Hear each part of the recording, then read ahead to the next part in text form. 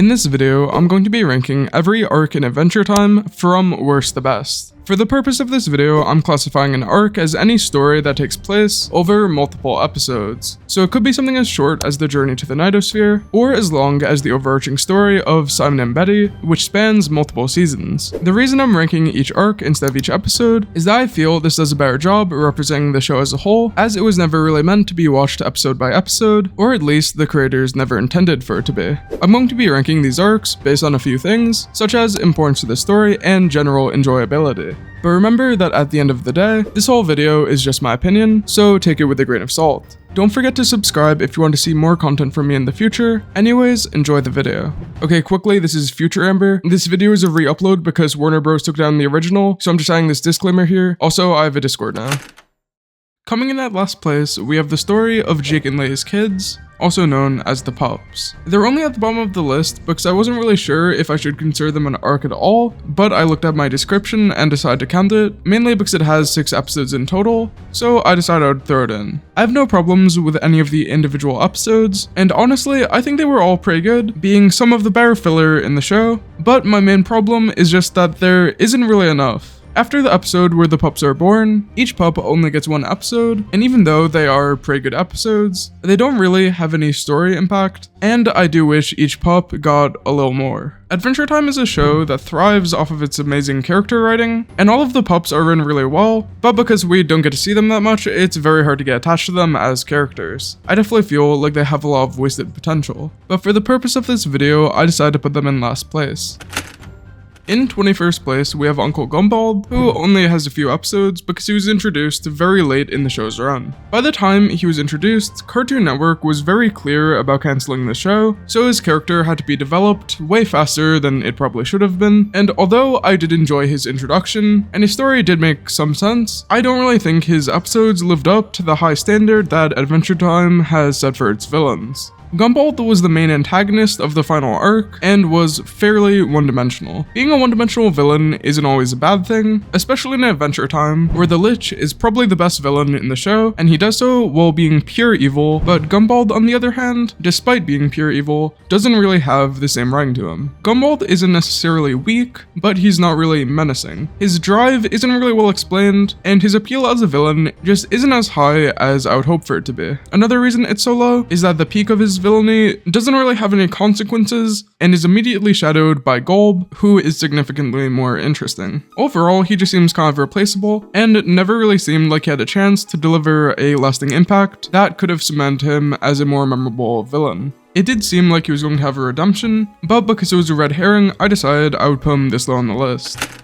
In 20th place, we have the 2-episode story about James, the s'more who sacrificed himself to save Jake, Finn, and Princess Bubblegum. These episodes are not really considered an arc, but I'm not going to get another opportunity to talk about James, so I decided to include anyways. The first James episode only has 4 characters and adds to the world building in a very solid way. But the reason I like it so much is that the episode does an amazing job exploring the characters in a way that is very hard to do. The danger that they were put in brings out the deepest aspects of them and is something I can appreciate. The episode is very character driven and shows us stuff that we otherwise wouldn't be able to see. Because of the situation they're in, we get to see Finn, who wants to be a hero and sacrifice himself, while Bubblegum plots against them, having already calculated what she considers to be the best possible outcome. It's hard to put into words what this episode does, and I haven't really heard anyone else talk about it. Overall, James gives us such a good episode that explores a kind of dark topic and allows the writers to utilize their characters in a perfect way, which I haven't seen replicated very often. Overall, an amazing episode with an okay sequel,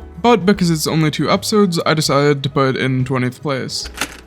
Next, we have the BMO arc, which tells the story of MoCo, the company which created BMO, as well as the story of Mo, the founder. BMO is one of my favorite characters, but the episodes that focus on his lore are a bit too fast-paced, and in the 2 episodes we don't really get to see too much. The first episode reveals the current state of MoCo, but after our initial introduction, we don't really get much more. In between episodes 1 and 2, Mo dies off screen, and all of the other robots are crushed into one sentient cube. These 2 episodes don't really have any influence on the story, but I do appreciate that they take the time to explain BMO as a character. And for the limited time that they have, they do a pretty good job. I definitely enjoyed the first episode episode a bit more, but they do fit together in a way that can be appreciated. Jake's Space Dad is another one of the final stories in Adventure Time, consisting of the episode where the mystery surrounding Jake's powers is addressed, and the episode where he returns to his alien father, who tries to con him into keeping him alive by siphoning his powers. We get to explore the character Joshua a fair bit, which is something that we don't really get much of, and both episodes are interesting and fairly well written, so I don't really have too many complaints. The second episode, where Jake meets his father, is very reminiscent of Ego from Guardians of the Galaxy 2, and overall, it's just a very solid story. There's a lot to enjoy about these episodes, but considering the lack of them, I can't really put them any higher on the list. In 17th place, we have the relationship between Marceline and her father, and the reason I place it so low, despite Marceline being one of my favorite characters, is that her relationship with her father is more of a device to tell other stories, and is never really the primary focus. An example of this is in Season 3, when Finn and Jake explore the Nightosphere, but I don't really consider that to be a story about Marceline and Hunson, and more to be about Finn and Jake. I don't consider this a bad story arc by any means, but considering how strong I think the rest of the series is, I think this is a fair placement. Overall, Marceline's relationship with her father kind of takes place in the background and doesn't really have any impact on the rest of the story. It's never really the focus, but it does add to Marceline's interesting backstory, which has many other parts.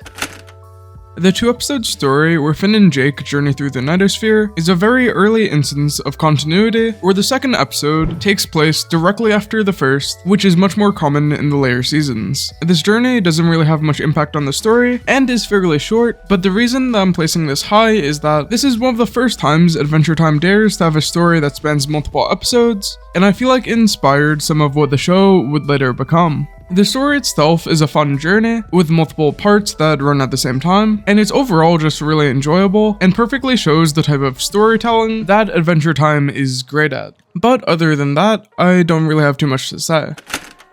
Of all the characters in Adventure Time, Bubblegum is probably the most morally grey. She's done a little bit of genocide and a little bit of surveillance, but at the same time shows that she only has good intentions. Over time though, Bubblegum loosens her constraints, and we slowly see her give up the control that she initially feels she has to maintain. Bubblegum does a lot of bad things, and is a bit of a psychopath to be honest, but we do see her redeem herself and become a better person overall. Thanks to how long Adventure Time's runtime is, we get to see the slow transition where she realizes her flaws at a very realistic pace. I'm comfortable putting her in 15th because her arc really does what it needs to do and makes the background of the series so much more interesting despite its lack of impact or dedicated episodes. Magic Man's story is incredibly interesting, as he is introduced very early on in the story, but he doesn't get his own plot until much later. Magic Man's story really starts when he loses his powers to Betty, which causes him to regain his humanity. We follow him as he slowly redeems himself, trying to save his brothers from space, and becoming a genuine guy. Magic Man is another one of my favorite characters, but his story is a bit lacking in depth and overall episode count, but does progress the story a lot and connects a lot of different characters. His redemption doesn't really feel earned sometimes, but I think that's okay. Eventually, Magic Man's downfall is caused by him giving up to his most human desire when he tries to save his wife, which is very fitting for his character, as what redeems him ultimately brings his downfall. Overall, Magic Man adds a lot to the story, and Adventure Time really wouldn't be the same without him, which is why he is comfortably sitting in 14th place.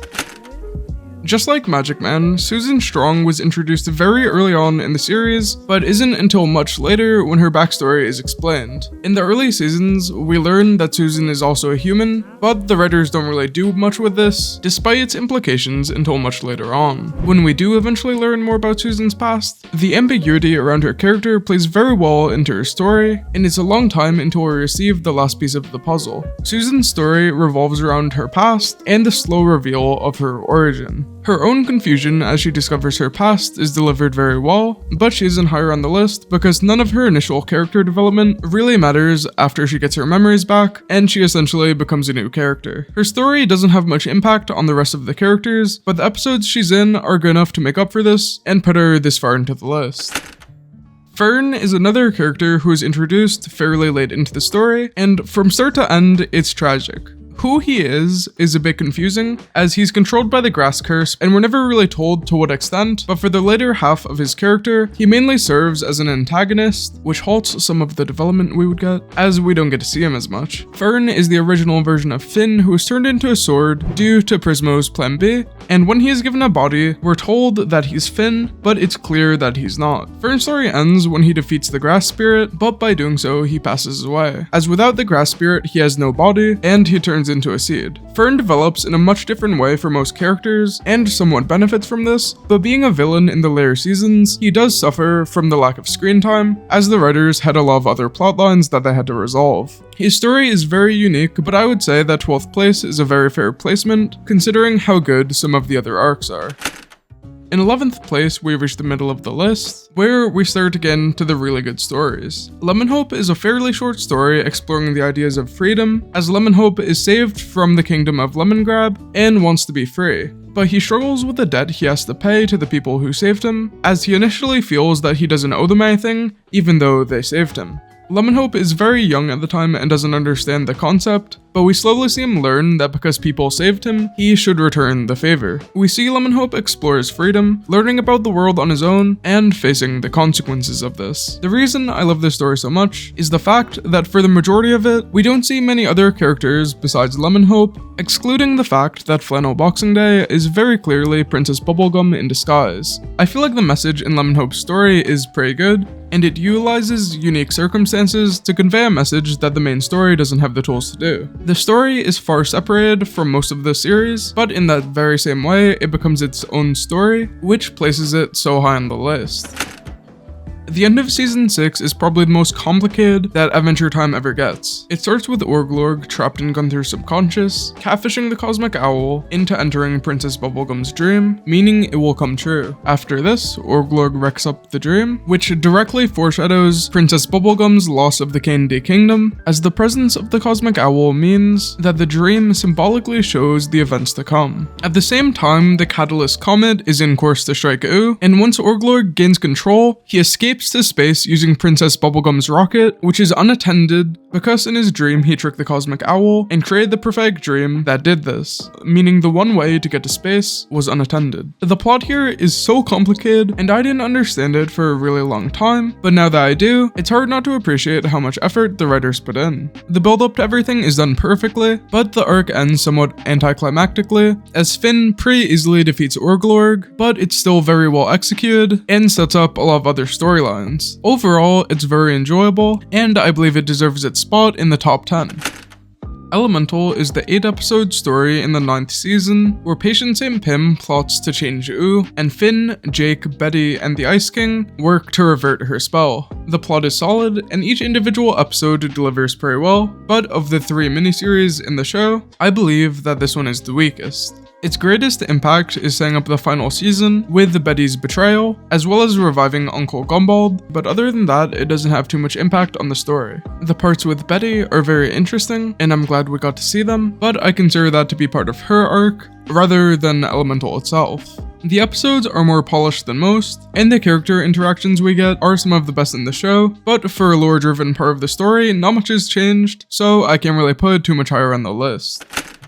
Finn's relationship with Flame Princess serves as a benchmark for Finn's maturity, and throughout the show's run, the parallels between him and Phoebe show us how everyone grows differently, as both characters undergo a lot of character development throughout multiple seasons. The episode where we are introduced to Flame Princess, we meet a very emotionally immature Finn who is experiencing love for the first time, and throughout the journey, we see him grow, making mistakes, and bettering himself from them. When Flame Princess dumps him, we see him apologize, but in later seasons, we see him tell her that he apologized, but he didn't yet understand what he did wrong. Through Flame Princess, we see Finn grow, becoming the best version of himself, and learning who he wants to be. This arc doesn't contain too much, but is one of the more important ones that we get, as without it, we would be lacking a lot of important growth that Finn has gone through, which is crucial for his story. Overall, the episodes about Finn and Flame Princess really let us understand the characters and show us how they've changed.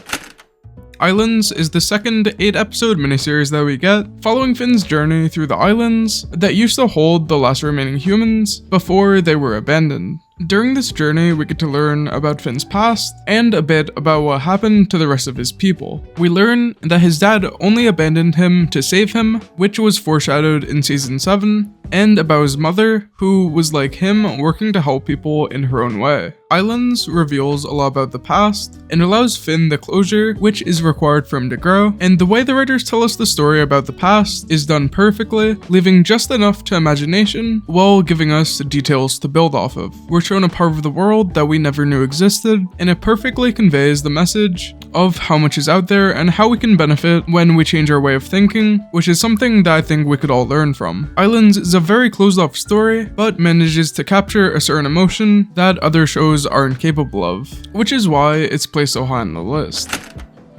I'm a bit biased, but in my opinion, Stakes, the miniseries about Marceline, is the best 8-episode miniseries in Adventure Time, and it's not even close. We get to see Marceline deal with her trauma, trying to overcome the past, as it quite literally comes back to haunt her. The symbolism is amazing, as well as the music, and we finally get more wholesome interactions between Marceline and Bubblegum. The conclusion diverts our expectations in a really interesting way, and even though we end in the same place, things feel different, which is a message that Marceline's song repeatedly tells us. We get to see Marceline at her best as she reveals the past that we never got to see. Stakes shows us the importance of our relationships and teaches us how to heal in a healthy way that Marceline eventually embraces. The story confines its cast to a small amount of characters, but by constantly changing the environment, we get interactions that we otherwise wouldn't have. Overall, Stakes is crafted very well, and it's a story that brings characters together in a very organic way that I wish the show had more opportunities to do. I really don't have any complaints with Stakes, but since it only takes place in one season, it's only in 6th place.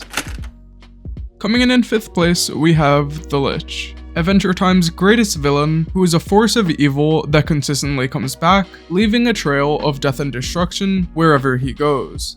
The reason the Lich is so high is that without him, the series just wouldn't be the same. The Lich is a character who is written like no other, as he's not really a person but a force of nature, a wheel which forever turns until it reaches its destination. The Lich is Finn's first genuine villain, and every time he returns, his presence truly controls the room in a way that few villains are capable of. The Lich doesn't really have that much screen time, but in the small amount of time that he is on screen, he has so much impact that he often manages to control the entire story, guiding the course of the show in a way that no one else does. The Lich single-handedly starts Adventure Time's lore-driven half, and is eventually what ends it. There's a lot to say about the Lich, and I could probably make a full video about him, but that is for another time. Despite not really having his own story, he truly earns his spot in the top 5. Simon Petrikov is present in every season of the show, but we don't understand this until much later on. Simon is trapped by the curse of his crown, and throughout the show we are revealed more and more about his tragic past. Simon himself is not present for the majority of the show, but in the flashbacks we receive, we come to realize that his influence has impacted almost every major storyline, and that he is one of the most important characters in the entire show. Simon's story is incredibly tragic, and in full it spans over 1,000 years. By the end of the show, we've seen Simon descend into madness, only to be saved by Betty, who sacrifices herself for him, which causes him to be depressed for many years as he fights with his past, along with everyone else who has lived as long as he has. Simon doesn't receive that much screen time, but the episodes he's in are some of the most important in the show, and he is key in showing us more of a world that we would not know otherwise. His introduction alone is what teaches us about the truth of Wu, and how we know about the world 1,000 years ago. His story teaches us to come to terms with our past, and is part of what gives Adventure Time its reputation of having some of the most intricate lore of any show to air on Cartoon Network. I don't think anyone would disagree that Simon deserves his spot in the top 4. Coming in at number 3, we have the story of Betty Grof. Betty's story is very interwoven with Simon's, but the reason she's placed higher is that while Simon is simply a spectator to his own story, Betty had a consistent drive and acted as the catalyst for many major events. Ever since she was brought to the future, she worked to save Simon by any means necessary. Every episode with Betty furthered the plot in some way, and most of her actions are indirectly responsible for the majority of the story past season 6. Betty's story is just as tragic as Simon's, but with much higher stakes, as she was willing to go as far as to summon Golb just for a chance to save him. Betty's drive consistently brought the story forwards, and her presence alone was enough to uproot the status quo in almost every episode that she appeared in. Despite her lack of screen time, Betty managed to have more impact than any other character in the show, even though she wasn't trying to. Working towards her one goal, Betty slowly went insane, eventually merging with the most powerful being in the multiverse just to achieve her goal. Betty's own story doesn't really have a lesson, but serves more as a cautionary tale to those who lose themselves in their goals. In the end, she loses herself, but through this, she shows us more than anyone else. Realistically, this belongs closer to 5th, but I'm a little bit biased and I've already edited the rest of the video, so sue me.